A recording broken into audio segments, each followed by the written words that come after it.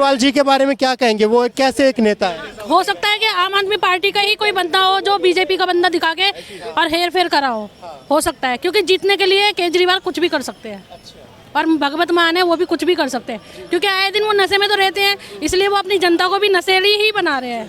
कितनी बार भारत जोड़ो आंदोलन करेंगे, हमें भी तो पता चले कितनी बार करेंगे। जब करते हैं वो कोई ना कोई गठबंधन छोड़ छोड़ के भग जाते हैं। राहुल गांधी कह रहे हैं भारत जोड़ो न्याय यात्रा। राहुल गांधी, हम तो राहुल गांधी को नहीं जानते। हम नहीं जानते राहुल गांधी कौन है, हम तो सिर्फ पप्पू को जानते हैं। इन्होंने कभी जोड़ा नहीं है, इन्होंने पहले तोड़ा पाकिस्तान जब बना 47 में, ठीक है, उसमें भी हिंदुस्तान को तोड़ा, चाइना को जो प्रदेश मिला उसमें भी इंडिया को तोड़ा। तो इनकी भारत जोड़ो यात्रा नहीं है, भारत तोड़ो यात्रा है। हम तो उसको सच नहीं मानते, बिल्कुल झूठ है। मोदी जी के सामने राहुल गांधी को कितना सक्षम मानते हैं? बिल्कुल नहीं, बिल्कुल नहीं, जीरो, बिल्कुल जीरो जीरो, किस लिहाज से? उनको तो एक अच्छा, चीज में जीरो।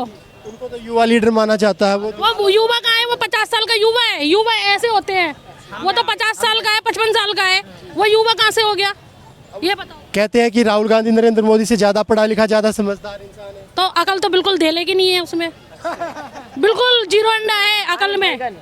और जो अनपढ़ जिसको बोलते हैं वो देखो देश विदेश में जाके अपना तो वो कर रखा है, ओहदा बढ़ा रखा है। अगर ये पढ़े लिखे होते, बाहर से पढ़ के आए हैं तो कुछ करते तो सही, लेकिन उन्होंने कुछ नहीं करा। अगर कुछ करा हुआ होता तो ये अभी तक उसमें होते, पार्टी में होते, कुछ ना कुछ बन गए होते, नेता या मंत्री बन गए होते, लेकिन ये अभी कुछ भी नहीं है। राहुल गांधी कह रहे हैं मोदी ने तो देश में सबके नफरत का माहौल फैलाया, मैंने मोहब्बत की दुकान खोली है देश में। हमें तो नहीं पता कहाँ इन्होंने दुकान खोली है, हमें भी बता देना, हम भी चले जाएंगे दुकान पे, मोहब्बत की दुकान पे। 1984 में जो खोली थी इन्होंने, जी दोबारा बोलिए। हमारे सामने 1984 में दंगे हुए थे। और जो ये कह रहे हैं हमने प्यार की दुकानें खोल रखी हैं, मोदी जी नफरत की दुकान खोलते हैं। 84 में हमारे सामने, हम जब छोटे छोटे थे, हमारे 84 में ही हमारे सामने दंगे हुए। हमने कांग्रेस को वोट दिया आज तक, लेकिन अब 10 साल से दे रहे हैं, बीजेपी को दे रहे हैं। तो काम की वजह से दे रहे हैं, हम किसी पार्टीबाजी में नहीं है, ना किसी के साथ है, ना आरएसएस में, ना पार्टी में, सिर्फ काम को देख के दे रहे हैं। तीसरी बार क्या फिर से मोदी जी को देंगे जी, मोदी जी को डंके की चोट पे देंगे। हाँ, 2024 के लिए आप बीजेपी पर कितने आयास जता रहे हैं? क्या बीजेपी पूर्ण बहुमत के साथ सरकार बना रही है या फिर विपक्ष अभी भी मजबूत स्थिति में बना हुआ है? नहीं, पूर्ण बहुमत में यानी उत्तर भारत में जो भी है वो तो बीजेपी का पूरा गढ़ है उत्तर भारत में। और जहाँ तक पश्चिम बंगाल और ये है, इसमें जो असम हो गए, पश्चिम बंगाल और जो उत्तर पूर्व के जो राज्य हैं उनमें थोड़ा सा बीजेपी कमज़ोर है। साउथ में भी, साउथ और उत्तर पूर्व में थोड़ा सा ये है कि मिली जुली सरकार बनेगी या वहाँ से इन्हें समर्थन लेना पड़ेगा। कितनी सीटें आपको लगता है कि बीजेपी अब की बार 24 के इलेक्शन में लेगी? 300 प्लस होनी चाहिए मेरे हिसाब से। आपका? मेरा भी यही कहना है कि 350 प्लस ही होगी।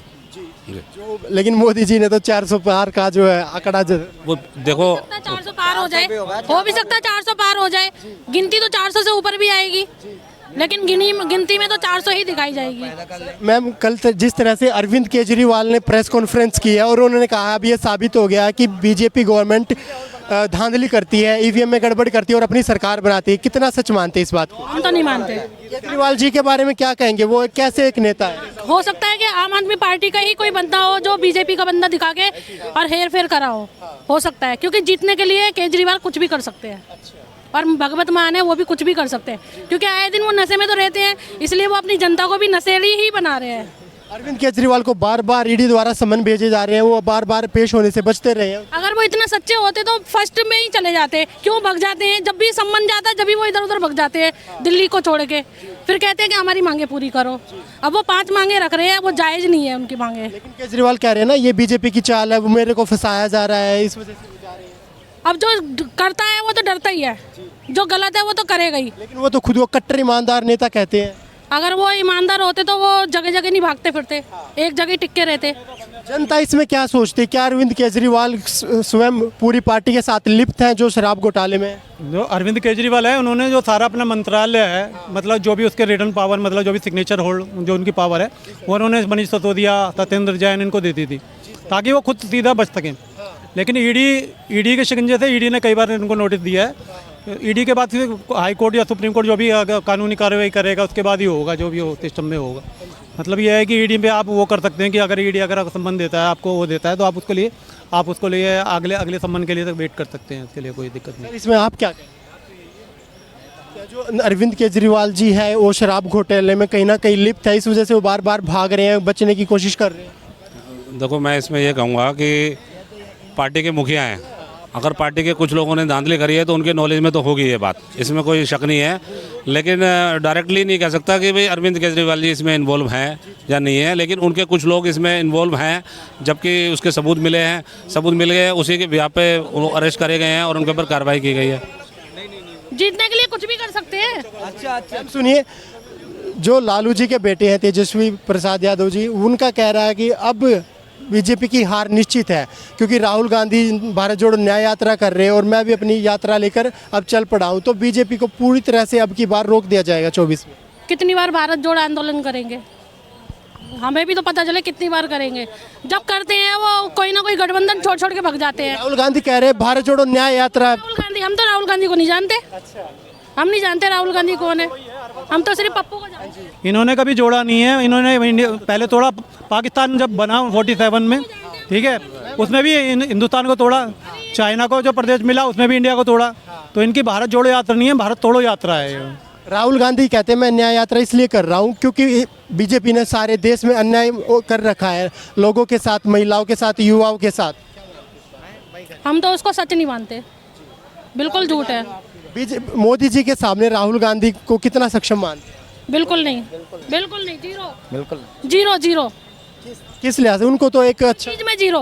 उनको तो युवा लीडर माना जाता है। वो युवा कहाँ है? वो 50 साल का युवा है। युवा ऐसे होते हैं, वो तो 50 साल का है, 55 साल का है, वो युवा कहाँ से हो गया ये बताओ। कहते हैं कि राहुल गांधी नरेंद्र मोदी से ज्यादा पढ़ा लिखा, ज्यादा समझदार इंसान है। तो अकल तो बिल्कुल धेले की नहीं है उसमें, बिल्कुल जीरो अंडा है अकल में।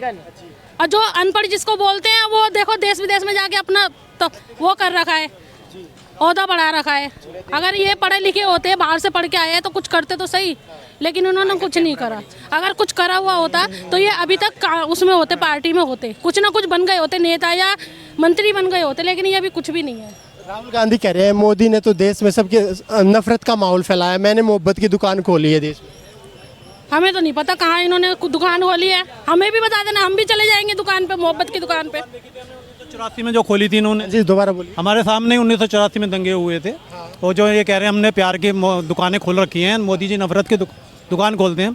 84 में हमारे सामने, हम जब छोटे छोटे थे, हमारे 84 में ही हमारे सामने दंगे हुए कांग्रेस की वजह से। राजीव गांधी ने कहा था कि जब एक बड़ा पेड़ गिरता है तो जब वो गिरता है तो पृथ्वी तो डगमगाती है। भारत जोड़ो आंदोलन पर क्या कहेंगे? कांग्रेस भारत को जोड़ने का काम कर रही है, 370 जिन्होंने हटाई वो भारत को तोड़ने का काम कर रही है, और कांग्रेस भारत को जोड़ने का काम कर रही है, इस पर क्या कहेंगे? तो भारत तो 1947 में जुड़ गया था। भारत टूटा कब था? 47 में मोदी जी ने 370 जो घटाया है कश्मीर से, उससे जुड़ा है। जो वहाँ की जो जनता है उनको पूरे अधिकार मिले हैं। मतलब वहाँ आप देखेंगे तो वहाँ हर तरीके से उद्योग धंधे लग रहे हैं। नहीं तो पहले तो पत्थरबाजी आप भी हाँ जी, पहले आपने देखते थे हर जगह आतंकवादी होते थे, आतंकवाद हो रही है। अब हर चीज़ में, हर जगह में उनको फैसिलिटी दी जा रही है, वहाँ के युवाओं को भी हो रहा है। हर जगह बम फटा था, आप कहीं सुना है तो धमाका? देखते थे हर लाजपत नगर में बम फट जगह गया, स्पीकर लगता था कि बम से सावधान, खिलौना बम हो सकता है। आज कोई सुनने में आ रहा है? अब बताइए 10 साल में कहीं दिल्ली में बम फटा हो, पहले सुरेंद्र नगर मार्केट में फट जाता था, चांदनी चौक में फट जाता था। 10 साल के बारे में क्या कहेंगे मोदी जी? बहुत बढ़िया काम कर रहे हैं जी, आज तक ऐसा काम हुआ ही नहीं है। लेकिन यहाँ पे तो कह रहे हैं उन्होंने बेरोजगारी और महंगाई में बुरा हाल कर दिया, किसान परेशान। कोई काम करने वाला कोई बेरोजगार नहीं है, सब कमा के खा रहे हैं, बढ़िया खा रहे हैं। कह रहे हैं किसानों का बुरा हाल हो गया, जिस तरह से किसान आंदोलन चल। जो वहाँ देखो ना क्या बुरा हाल है, जलेबी बन रही है, इमरती बन रही है, दारू चल रही है, क्या बुरा हाल है वहाँ। अगर किसान बोलता है कि हम अन्नदाता हैं, ठीक है, तो आप ये करके आंदोलन ना करने के बजाय आप अपने घरों में बैठो, जो आपने माल उगाया है उसको आप अपने पास रखो। जब जनता परेशान होगी तो सरकार अपने आप सुनेगी। क्यों धरना देने आ गए हैं? और 6-6 महीने एक भी दंगा नहीं हुआ है। जब से मोदी जी आए कहीं दंगा हुआ? कहीं कोई लेके आ गए हैं। वो कोई गरीब है? अन्नदाता ऐसे होते हैं जो लोगों को परेशान करते हैं। मोदी जी के लिए कहते हैं कि महंगाई बढ़ी है, महंगाई बढ़ी है तो आमदनी भी तो बढ़ी है। अगर महंगाई बढ़ी है, लोग कहते हैं विपक्ष वाले कि महंगाई बढ़ गई, महंगाई बढ़ गई, महंगाई बढ़ गई तो साथ में आमदनी भी तो बढ़ी है। आमदनी बढ़ी है तो महंगाई बढ़ने से क्या फ़र्क पड़ता है? जिसकी 500 रुपये दिहाड़ी थी उसको 800 रुपये दिहाड़ी मिल रही है। अगर सामान बढ़ा है तो ये ऐसी कोई बड़ी बात नहीं है इसमें। हाँ जी सर, उन्होंने कहा कि जो किसानों का बुरा हाल हो रखा है, कांग्रेस कह रही है अगर हमारी सरकार आती है तो हम MSP पर कानून लेके आएंगे। उन्होंने लाया रही तो 70 साल है, उन्होंने लाया, आज तक क्यों नहीं लाए वो? अब बोल रहे हैं हम लाएंगे, 70 साल से क्यों नहीं लाए? राहुल गांधी कह रहे हैं कि बीजेपी ने जो अराजकता माहौल बना रखा है, अगर मैं प्रधानमंत्री बनता हूं तो वो सब ठीक कर देंगे। वो हर जगह तो धर्म बदल देता, कहीं टोपी ओढ़ लेता, कहीं पगड़ी बांध लेता, कहीं हिंदू बन जाता, कहीं मुसलमान बन जाता, कहीं सिख बन जाता है। क्या वो अराजकता तो वही फैला रहा है। एक धर्म पे तो रहता ही नहीं वो, एक धर्म पे तो रहे। सर राहुल गांधी मोदी जी को टक्कर दे रहे हैं। नहीं नहीं, जीरो जीरो है, जीरो है, जीरो। कांग्रेस की जो अब कांग्रेस का जो जिस तरह से उनका चला हुआ है, जिस तरह से भारत जोड़ो न्याय यात्रा कर रहे हैं, उस पर आप क्या व्यूज रखते हैं? क्या रखते जी, कुछ नहीं है वो, कुछ सब ढकोसलेबाजी है। कभी केजरीवाल को गाली देते हैं, कभी उसको गोद में बिठा लेते हैं। केजरीवाल उनको गाली देता है, फिर गोद में बैठ जाता है जा करके। ये ठगबंधन है, ठगबंधन है, ये गठबंधन ही ठगबंधन है। इनका जो मेन था नीतीश कुमार, वही भाग गया, वही बीजेपी में चला गया। क्या क्या गठबंधन चलाएंगे? जनता सब समझती है, सब समझदार है, कोई बेवकूफ़ नहीं है। नरेंद्र मोदी का जो 400 पार का आंकड़ा है, क्या उसे पार करेंगे? वो 400 पार करेंगे, विपक्ष खत्म ही हो जाएगा। बीजेपी के 10 साल के जो कार्यकाल कौन से अच्छे लगे? ये 370 हटा दीजिए, बम विस्फोट होते जगह जगह, कुछ नहीं हुआ। सड़कें बढ़ रही हैं इतनी, चारों तरफ हाईवे हो गए, कहीं जाम ही नहीं मिलता। हरिद्वार पहुंचने में 8-8 10 घंटे लग जाते थे, अब 4 घंटे में पहुंच जाते हैं। तो आप मानते हैं डेवलपमेंट लेकर हर चीज़ में इम्प्रूवमेंट हुई है जी, ये सब किसी से पूछ लो आप। एक टाइम कहते थे कि हमारे पास बम नहीं है, हमारे पास हथियार नहीं है, ठीक है। कांग्रेस के टाइम में कहते थे कि हमारे पास लड़ने के लिए सामग्री नहीं है पर्याप्त, लेकिन आज के टाइम में मोदी जी ने एक से एक जो टेक्नोलॉजी आई है, कांग्रेस को वोट दिया आज तक, लेकिन अब 10 साल से दे रहे हैं, बीजेपी को दे रहे हैं। तो काम की वजह से दे रहे हैं।